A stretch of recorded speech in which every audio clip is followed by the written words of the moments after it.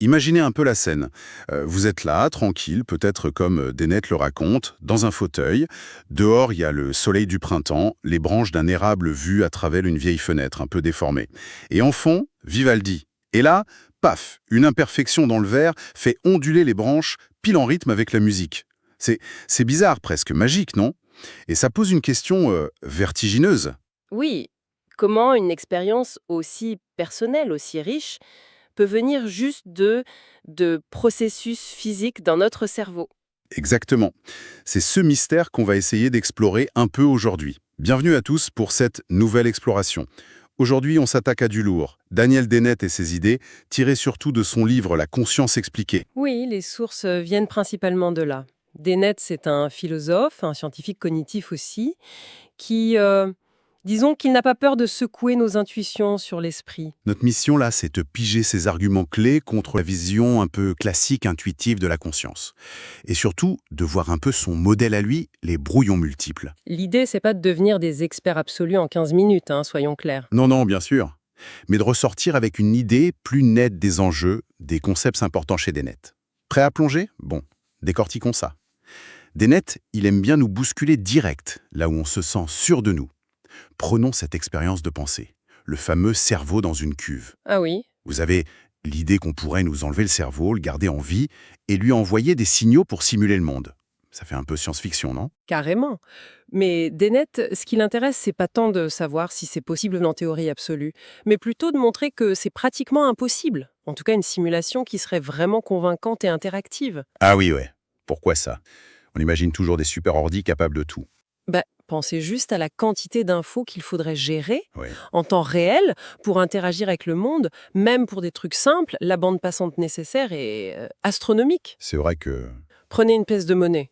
Vous la touchez, vous la grattez, vous écoutez le bruit si elle tombe, vous regardez les reflets qui changent. C'est une avalanche de données sensorielles, dynamiques. Simuler ça de façon crédible en laissant l'utilisateur explorer comme il veut, c'est juste démentiel, technologiquement parlant. D'accord. Donc, Dennett utilise ça pour montrer que notre vraie interaction avec le monde est bien plus riche, bien plus complexe que ce qu'une simulation pourrait jamais offrir.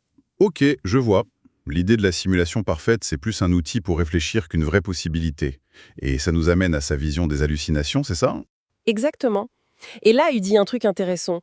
Pour qu'une hallucination tienne la route, qu'elle soit un peu détaillée et qu'elle dure, il faut souvent que la personne reste assez passive. Passive. C'est-à-dire? Bah, si vous commencez à vraiment interagir avec ce que vous voyez, vous essayez de toucher le fantôme, de lui poser des questions un peu tordues, il y a de fortes chances que l'illusion s'effondre ou devienne complètement incohérente. Comme si l'hallucination n'avait pas de fond, pas de substance derrière. C'est un peu ça, oui.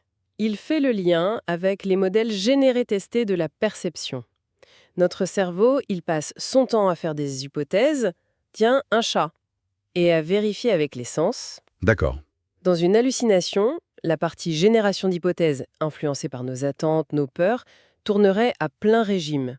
Mais la partie test serait défaillante, où elle recevrait des confirmations un peu au hasard.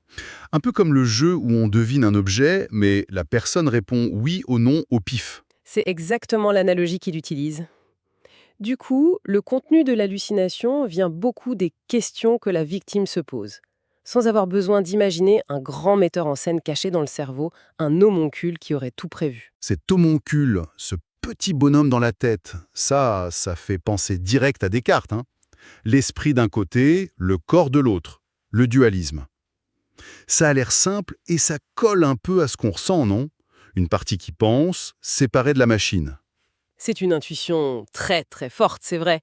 Descartes, il posait la res cogitans, la chose pensante, l'esprit, et la res extensa, la matière. Il imaginait même un point de contact, la fameuse glande pinéale. Ah oui, la glande pinéale. Mais bon, cette idée, aussi séduisante soit-elle, elle bute sur un problème énorme, le problème de l'interaction. Comment un truc immatériel, l'esprit, peut agir sur un truc matériel, le cerveau? C'est ça le nœud du problème. Précisément, comment l'immatériel peut pousser le matériel? C'est une énigme. Et c'est pour ça que la plupart des scientifiques et des philosophes aujourd'hui rejettent ce dualisme de substance. Ils trouvent que c'est un peu une façon d'éviter l'explication, de se réfugier dans le mystère. Donc on est plutôt matérialiste aujourd'hui. L'esprit, c'est l'activité du cerveau. En gros, oui, même si le matérialisme a ses propres défis, hein, c'est pas simple non plus. Mais d'honnête, il dit qu'il y a une idée héritée du dualisme qui traîne encore même chez les matérialistes. Ah bon? Laquelle? C'est ce qu'il baptise le théâtre cartésien. Le théâtre cartésien? Oui, c'est cette image qu'on a tous un peu en tête, sans même s'en rendre compte. L'idée qu'il y aurait un endroit central dans le cerveau, une sorte de scène, ou un moment précis où toutes les infos arrivent, toutes les pensées se rassemblent, pour être vues par un spectateur unique, intérieur. C'est là que la conscience se passerait. Un écran mental centralisé, quoi. Exactement. Et c'est ça que Dennett veut démolir. Il dit « ce théâtre est vide, il n'y a personne sur scène et il n'y a pas de spectateur unique dans la salle ». D'accord. Ok, pas de théâtre central. Mais alors, comment on étudie notre propre expérience? Si je ferme les yeux là, et que je décris ce que je sens, l'odeur du café, une petite démangeaison, ça semble quand même être la base, non? La phénoménologie, étudier ce qu'on vit. C'est la méthode classique, oui, l'introspection. Regarder dedans pour décrire ce qu'il y a dans notre conscience. Mais Dennett, il est très critique sur l'introspection comme méthode scientifique fiable. Ah oui, pourquoi? Ça semble pourtant la source la plus directe qu'on ait sur notre propre esprit. Il argumente que ce n'est jamais une observation pure. Ce qu'on décrit est toujours teinté par nos théories, nos attentes, le langage qu'on utilise. On croit souvent qu'on a un accès direct et infaillible à nos états mentaux, l'incorrigibilité, comme on dit. Oui. Mais plein d'expériences en psycho montrent qu'on peut se planter complètement sur nos propres raisons d'agir, sur nos processus mentaux. On se raconte des histoires, en fait. D'accord. Donc si on ne peut pas se fier à notre regard intérieur, qu'est-ce qu'il propose de net? On laisse tomber l'étude de la subjectivité? Pas du tout. Il propose une autre approche, assez radicale d'ailleurs, l'hétérophénoménologie. Hétéro? Phénoménologie, ok. C'est quoi? L'idée, c'est d'adopter une posture de scientifique à la troisième personne, même quand on écoute quelqu'un décrire son expérience. On recueille super soigneusement ce que les gens disent de ce qu'ils vivent. Leurs rapports verbaux, leurs écrits. D'accord, on a tout. Oui, mais, et c'est là le point clé, on ne prend pas ces rapports pour une fenêtre transparente sur leur vrai vécu intérieur. On les traite comme un texte, comme des données brutes qui constituent le monde hétérophénoménologique de cette personne. Attends, traiter ce que je dis de mes sensations comme un texte, comme de la fiction? Un peu comme un anthropologue qui étudierait les mythes d'une tribu sur leurs dieux, phénomènes, ou un critique littéraire qui analyse l'univers de Sherlock Holmes à partir des livres. L'anthropologue, il ne part pas du principe que Féoman existe vraiment. Le critique ne suppose pas que Sherlock Holmes a vraiment habité Baker Street. Ils analysent le contenu des récits, leur logique interne, ce qu'ils impliquent, de façon neutre. D'accord. L'hétérophénoménologue fait pareil avec les descriptions subjectives. Il cartographie ce monde tel que la personne le raconte, sans juger tout de suite si ça correspond exactement à une réalité dans le cerveau ou dans la psyche jeu. C'est une méthode pour objectiver l'étude de la subjectivité rapportée. Ok. C'est un peu déroutant au début, mais je vois la démarche scientifique derrière. On analyse ce qui est dit, pas ce qu'on suppose être ressenti. C'est prudent comme approche. Mais alors, si le théâtre cartésien est vide, et si on analyse les récits de l'extérieur, qu'est-ce qu'il propose comme modèle pour ce qui se passe vraiment dans le cerveau? C'est là que ça devient vraiment intéressant. Exactement. On arrive au cœur de sa théorie. Le modèle des multiples drafts, des brouillons multiples. Puisqu'il n'y a ni scène centrale, ni flux unique de conscience, Dennett propose une vision beaucoup plus décentralisée et dynamique. Des brouillons multiples, ça veut dire quoi concrètement? Dans ma tête, là. Ça veut dire qu'à chaque instant, plein de processus en parallèle dans différentes zones du cerveau sont en train de traiter les infos, de générer des interprétations, de préparer des actions. Ils créent sans arrêt différentes versions, différents brouillons de ce qui se passe. Plusieurs versions en même temps. Oui. Et ces brouillons, ils sont constamment édités, mis à jour, ils entrent en compétition. Certains sont abandonnés, d'autres deviennent plus influents pour guider le comportement ou pour qu'on puisse en parler. Mais il n'y a pas une version finale, officielle, publié qui serait la conscience à l'instant T. Ah ouais. La conscience, elle émerge de cette espèce de mêlée permanente d'édition et de révision. Pas de version finale. Ouais. Ah, juste une série de brouillons en cours d'édition. Ça change pas mal la perspective, effectivement. Ça pourrait expliquer certains trucs bizarres, alors. Tout à fait. Ce modèle permet de voir autrement certaines illusions temporelles qui sont un vrai casse-tête pour un modèle de flux unique. Prends le phénomène phi. Les points lumineux qui bougent? Oui, deux points proches qui s'allument l'un après l'autre et on voit un seul point qui se déplace. Ou le lapin cutané, des petits coups rapides sur le bras à différents endroits et on sent comme un truc unique qui court le long de la peau. Oui, c'est vrai que c'est étrange. Comment le cerveau sait que le deuxième truc va arriver pour voir le premier comme un mouvement? Ça défie la logique temporelle, non? C'est ça. Dennett analyse les explications classiques. Il y a l'explication orwellienne. On vit d'abord deux points séparés, mais la mémoire est immédiatement réécrite après coup pour créer l'illusion du mouvement. Genre, on réécrit l'histoire. Voilà. Et puis il y a l'explication stalinienne. Le traitement est retardé et les données sont modifiées avant même d'arriver à une hypothétique conscience. On nous présente directement l'illusion comme dans une dictature qui contrôle l'info à la source. Orwell ou Staline. D'accord. Et Dennett dit, pour les temps très courts dont on parle là, les millisecondes, chercher à savoir si c'est l'un ou l'autre, c'est une impasse. Il n'y a pas de fait objectif sur le moment exact où l'expérience devient consciente ou sur ce qu'elle était vraiment avant une éventuelle révision. Donc, il n'y a pas un instant T où la conscience du mouvement apparaîtrait. Selon Dennett, non. Ce qui compte, c'est pas le timing précis des différentes activations dans le cerveau, mais les propriétés temporelles qui sont représentées par ces activations. Et comment ces infos temporelles sont utilisées ensuite par d'autres processus. Attends, comment ça? Il prend une analogie. Reconstituer la chronologie d'une bataille historique, disons la Nouvelle-Orléans, à partir de lettres. L'ordre dans lequel tu reçois les lettres aujourd'hui, on s'en fiche un peu. Ce qui compte, c'est les dates écrites sur les lettres. C'est ça qui te dit ce qui s'est passé et quand. Ah, d'accord. Mais pour notre expérience du temps, c'est pareil. Ce qui compte, ce sont les dates, les infos temporelles codées dans l'activité du cerveau, pas le moment exact où cette activité a lieu par rapport à une horloge absolue. C'est pour ça qu'il critique beaucoup les expériences de Benjamin Libet sur le timing de la décision consciente. Parce qu'elle suppose qu'on peut dater précisément l'entrée en scène de la conscience. Exactement. Elle présuppose ce moment M que Dennett rejette. D'accord. Bon, l'idée des brouillons multiples et l'absence de timing absolu, c'est puissant. Mais alors, question T. Comment un système aussi complexe, aussi décentralisé a pu apparaître? Avec l'évolution. Ça ne sort pas de nulle part, j'imagine. Non, bien sûr que non. Dennett est très ancré dans l'évolution. Il rappelle d'abord l'évolution biologique classique. Les premiers réplicateurs, l'ADN, ont fait émerger des intérêts de base. Survivre, se copier. Logique.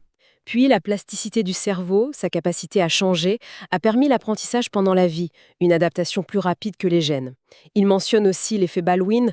Quand beaucoup d'individus apprennent un truc utile, ça peut créer une pression qui favorise les gènes qui facilitent cet apprentissage. L'apprentissage guide un peu l'évolution génétique. Et puis, il y a la culture, non? J'imagine que ça joue un rôle énorme. Exactement. Dennett insiste beaucoup là-dessus. Il y a une deuxième couche d'évolution, l'évolution culturelle. Et elle se fait via ce que Richard Dawkins a appelé les mèmes. Les mèmes? Pas ceux d'Internet, là. Hein. Non, enfin, si, ceux d'Internet en sont un exemple, mais au sens plus large. Les mèmes, ce sont des unités d'info culturelles. Une idée, une mélodie, une technique pour faire un outil, une mode, une théorie scientifique, tout ça, ce sont des mèmes. Et ils se répliquent. Oui, ils se transmettent d'un esprit à l'autre, ils se copient, ils mutent, un peu comme les gels, mais dans le domaine culturel. Et ces mèmes, ils auraient un rôle clé dans la forme de notre conscience, celle des humains. C'est une des idées les plus provocatrices de Dennett. Il suggère que notre conscience humaine, avec ce flux de pensée qui nous semble souvent linéaire, verbal, ce monologue intérieur, il appelle ça la machine joycienne en référence à James Joyce. Oui. Eh bien, cette machine joycienne ne serait pas une propriété de base du cerveau biologique. Ce serait plutôt comme une machine virtuelle de type sériel, un peu comme un logiciel, un système d'exploitation si tu veux. Une machine virtuelle, comme Windows qui tourne sur mon PC. L'analogie est là pour dire que cette architecture en série, une pensée après l'autre, elle n'est pas câblée en dur à la naissance. Elle émergerait en grande partie parce que notre cerveau est infesté par les MEMS, surtout le langage. Le langage installerait ce logiciel. En quelque sorte, Apprendre à parler et surtout prendre l'habitude de se parler à soi-même, de tenir ce dialogue intérieur, ça installerait cette machine virtuelle sérielle. Cette auto-stimulation verbale structurerait l'activité du cerveau, qui lui est massivement parallèle, d'une façon nouvelle. C'est fascinant, ça. Il compare ça au modèle pandémonium pour la parole, c'est ça? Oui, tout à fait. Le modèle pandémonium, c'est l'idée que pour dire une phrase, il n'y a pas un chef d'orchestre central qui décide de tout. C'est plutôt une foule de démons spécialisés, un pour trouver les mots, un pour la grammaire, un pour le ton, qui crient tous leurs suggestions en même temps. Un joyeux chaos. Organisé. Dennett généralise ça. Notre flux de conscience serait le résultat d'un pandémonium similaire. Une compétition constante entre différentes pensées, idées, projets, largement structurée et nourrie par les mêmes, les concepts, les histoires qu'on a appris culturellement. Bon, ok, on a vu la critique du théâtre cartésien, les brouillons multiples, la conscience comme machine virtuelle faite de même, mais il reste un truc qui coince, non? Le ressenti. Le rouge du rouge, la douleur d'une brûlure, l'odeur du café, ces fameux qualia. Ça semble être le cœur du problème, non? Comment il s'en sort avec ça, Dennett? Ah, les Kalia, le fameux problème difficile de la conscience, comme on dit souvent. Ces qualités subjectives, intrinsèques, privées, qu'on n'arrive pas à décrire. Dennett, là-dessus, il est radical. Il remet en question leur existence même, du moins telle que les philosophes les définissent traditionnellement. Il nie qu'on ressente la douleur ou qu'on voit le rouge. Ça paraît fou? Non, non, il ne nie pas qu'on ait des expériences qu'on appelle voir rouge ou sentir une douleur. Ce qu'il nie, c'est l'existence de ces propriétés spéciales, intrinsèques, privées, inexprimables et non relationnelles que les philosophes appellent qualia. D'accord, la nuance est importante. Il prend l'exemple de la tache aveugle. On a une zone sans capteur sur la rétine, mais on ne voit pas un trou noir. Le cerveau ne remplit pas activement la zone avec de la couleur. Il ignore juste l'absence d'infos parce qu'elle n'est pas pertinente.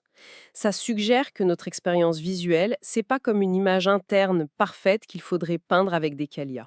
Alors, c'est quoi ces ressentis pour lui s'ils ne sont pas des qualia? Il dit que le concept de qualia est soit vide, soit réductible. Vide comme la vertu dormitive de l'opium chez Molière. Dire que l'opium fait dormir parce qu'il a une vertu dormitive, ça n'explique rien. Dire qu'on voit du rouge parce qu'on a un qualia de rouge, ça n'explique rien non plus. C'est juste un mot sur une ignorance. Voilà. Ou alors, ce qu'on appelle qualia, ça peut être entièrement analysé et expliqué en termes de nos dispositions, nos réactions comportementales, nos jugements, nos émotions face à un stimulus. Ce qui compte, c'est pas une rougeur mystérieuse et cachée, mais tout ce que voir du rouge déclenche en nous. Comment on le classe, ce que ça nous rappelle, comment ça guide nos actions. Et les expériences de pensée célèbres, le spectre inversé, si on voyait les couleurs inversées sans le savoir, ou Mary, la scientifique qui sait tout sur les couleurs mais ne les a jamais vues, ça semble prouver les qualia, ça, non? Dennett le décortique pour montrer qu'elle repose sur des intuitions trompeuses et des hypothèses mal posées. Pour Mary, par exemple, si elle savait vraiment absolument tout de la physique et de la neurobiologie de la couleur, eh bien, elle saurait exactement quel état du cerveau correspond à voir rouge. Et donc, elle pourrait prédire l'effet que ça aurait sur elle. L'expérience suppose qu'on peut séparer savoir physique complet et savoir de l'effet subjectif, ce que Dennett conteste. Ah d'accord, c'est subtil. Il réfute aussi l'épiphénoménisme, l'idée que les qualia existent, mais n'ont aucun effet causal. Si c'était vrai, comment on pourrait même en parler ou savoir qu'ils existent? Ils seraient totalement inaccessibles. Donc sa conclusion est radicale. Les qualia, en tant que propriété spéciale, sont disqualifiés. Exit les qualia. Waouh! Démanteler le théâtre cartésien, proposer les brouillons multiples et maintenant disqualifier les qualia. C'est une déconstruction en règle. Alors, qu'est-ce que tout cela signifie au final? Si tout ça est éliminé ou redéfini, qu'est-ce qu'il reste du soi, du jeu qui est censé vivre tout ça? Qui suis-je dans cette histoire? C'est la question logique qui suit, oui. Et là encore, Dennett propose une vision déflationniste, constructiviste. Le soi, pour lui, c'est pas une petite chose cachée dans le cerveau, un pilote, un observateur central. Ce n'est pas une entité. C'est ce qu'il appelle un centre de gravité narratif. Un centre de gravité narratif. Qu'est-ce que ça veut dire ça? Pense au centre de gravité d'un objet physique. Ce n'est pas un bout de l'objet, c'est un point abstrait, hein. Mais c'est une abstraction super utile pour prévoir comment l'objet va bouger, s'il est stable, etc. C'est une fiction théorique, mais pratique. D'accord. Dennett dit que le soi, c'est un peu pareil. C'est le point focal abstrait des histoires, des récits que nous et les autres aussi ont construits sans arrêt sur nos propres actions, nos pensées, nos intentions, nos expériences. Ce soi narratif, ça permet d'organiser, de prévoir, de donner du sens au flux hyper complexe d'activités qui sortent d'un corps humain donné. Donc, le jeu, ce serait une sorte de personnage principal dans l'histoire que je me raconte sur moi-même. Exactement ça, une construction narrative qui émerge de nos interactions sociales, du langage, de la mémoire qui est elle-même une reconstruction. Cette vision, elle a l'avantage de pouvoir aborder des trucs comme le trouble dissociatif de l'identité, l'ancien trouble de la personnalité multiple, sans crise métaphysique. Ah oui, Bah oui. Un même corps peut simplement être le lieu où émergent plusieurs centres de gravité narratifs, plusieurs histoires qui coexistent ou alternent. Le soi, c'est pas une essence fixe, c'est une construction dynamique, toujours en train d'évoluer, produit de processus biologiques et, surtout, culturels, mémétiques. quel parcours quand même. On est parti de cette image très intuitive d'un moi central qui vit des expériences riches, qualitatives, dans son petit théâtre mental privé, et Dennett nous a méthodiquement invités à tout remettre en cause. Adieu le dualisme, adieu le théâtre cartésien. On a vu sa proposition d'étudier les récits subjectifs de l'extérieur, l'hétérophénoménologie. Oui. On a exploré son modèle des brouillons multiples, où la conscience émerge d'une sorte de compétition décentralisée. Puis on a vu comment cette conscience pourrait être vue comme une sorte de machine virtuelle, façonnée par l'évolution biologique et surtout culturelle via les mêmes. Et finalement, le coup de grâce, le démantèlement d'Ekalia et la redéfinition du soi. Non pas comme une entité, mais comme un centre de gravité narratif. Ça fait beaucoup intégrer, hein. C'est dense, c'est vrai, mais le message central de Dennett est assez cohérent finalement. La conscience, aussi merveilleuse et complexe soit-elle, n'est pas un mystère insondable qui échapperait par nature à la science. C'est un ensemble de phénomènes naturels produits par le cerveau en interaction avec son environnement, y compris culturel. Et on peut les expliquer. Oui, ces phénomènes peuvent être expliqués par les sciences cognitives, par une analyse philosophique rigoureuse, mais à une condition. Il faut accepter de lâcher nos intuitions les plus chères, mais souvent trompeuses, comme le théâtre cartésien ou les Kalia purs. Pour Dennett, il n'y a pas de magie. Expliquer la conscience, c'est forcément expliquer des phénomènes conscients en termes de mécanismes et de processus inconscients. Il n'y a pas de poudre de perlimpinpin à ajouter. Et pour finir cette plongée intense, une dernière pensée, peut-être une question qui découle de tout ça pour continuer à y penser. Si notre soi est vraiment ce centre de gravité narratif, cette fiction utile qu'on tisse avec les histoires qu'on se raconte, quelle part de contrôle on a vraiment sur ce récit? Est-ce qu'on est les auteurs souverains de notre propre histoire? Ou est-ce qu'on est peut-être largement écrit, raconté par les MEMS, ces idées, ces récits culturels, ces structures de langage qui colonisent notre esprit et nous façonnent sans qu'on s'en rende compte? Dennett cite parfois cette analogie. Un savant n'est que le moyen qu'a une bibliothèque de créer une autre bibliothèque. Est-ce qu'on serait, nous, de la même façon, juste le véhicule que les histoires utilisent pour se propager? De quoi méditer.